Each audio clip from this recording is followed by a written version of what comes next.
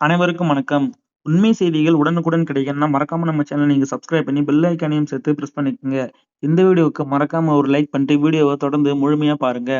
அரசு ஊழியர்களுக்கு சற்று முன் வெளியான மிக முக்கிய அறிவிப்பு.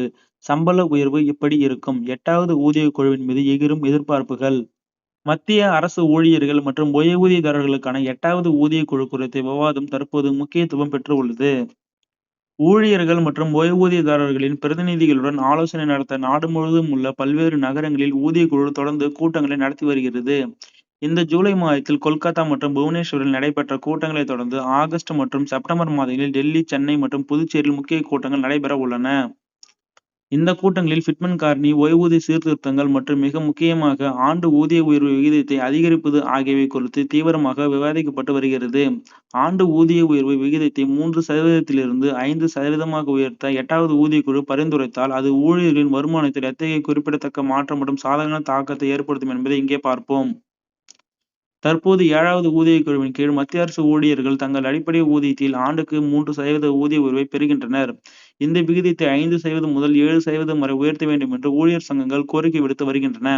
பணவீக்கம் அதிகமாக இருக்கும் இந்த காலத்தில் அதிகப்படியான ஆண்டு ஊதிய உயர்வு நீண்டகால அடிப்படையில் ஊழியர்களின் அடிப்படை ஊதியத்தை கணிசமாக உயர்த்தும் என்றும், எதிர்காலத்தில் ஃபிட்மென்ட் காரணி நடைமுறைப்படுத்தப்படும் போது இது அவர்களுக்கு பயனளிக்கும் என்றும் அவர்கள் கூறுகின்றனர். மாதம் ரூபாய் 18,000 தொடக்க அடிப்படை ஊதியம் பெறும் நிலை 1 ஊழியர்களின் சம்பள கணக்கீட்டை ஒரு உதாரணமாக பார்க்கலாம். 5 ஆண்டுகளுக்கு பிறகு அந்த ஊழியரின் அடிப்படை ஊதியம் மாதம் சுமார் 20,900 உயரும்.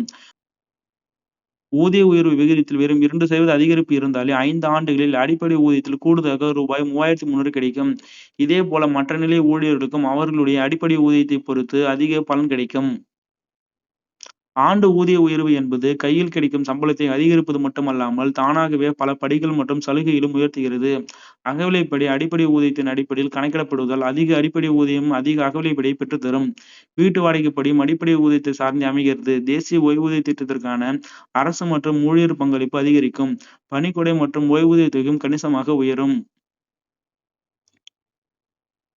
நீதியரசர் ரஞ்சனா பிரகாஷ் தேசாய் தலைமையிலான 8வது ஊதியக் குழு 2025ஆம் ஆண்டு நவம்பர் 3ஆம் தேதி அமைக்கப்பட்டது. இந்த குழு தனது பரிந்துரைகளை சமர்ப்பிக்க 18 மாத கால அவகாசம் அளிக்கப்பட்டுள்ளது. இந்த குழுவின் இறுதி அறிக்கை 2027ஆம் ஆண்டு மே, ஜூன் மாத வாக்கில் எதிர்பார்க்கப்படுகிறது. அறிக்கை சமர்ப்பிக்கப்பட்ட பிறகு மத்திய அரசு அதற்கு இறுதி ஒப்புதல் அளிக்கும் என்றும் எதிர்பார்க்கப்படுகிறது. மேலும் இது குறித்த அப்டேட்டுகள் உங்களுக்கு கிடைக்கணும் மறக்காம நம்ம சேனலை நீங்க சப்ஸ்கிரைப் பண்ணி பெல் ஐகானையும் சேர்த்து பிரஸ் பண்ணிக்கோங்க. நன்றி, வணக்கம்.